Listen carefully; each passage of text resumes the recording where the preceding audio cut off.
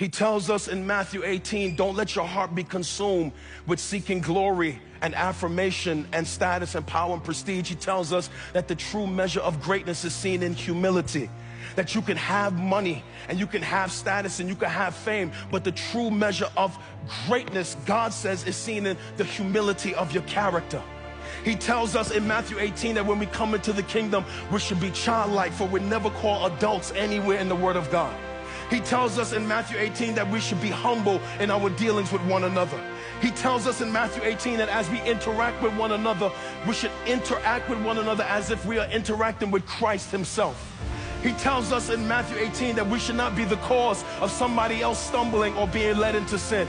He tells us in Matthew 18 that when we see sin patterns in our life that are destructive, that we should protect ourselves and protect others by cutting out those sinful patterns in our life.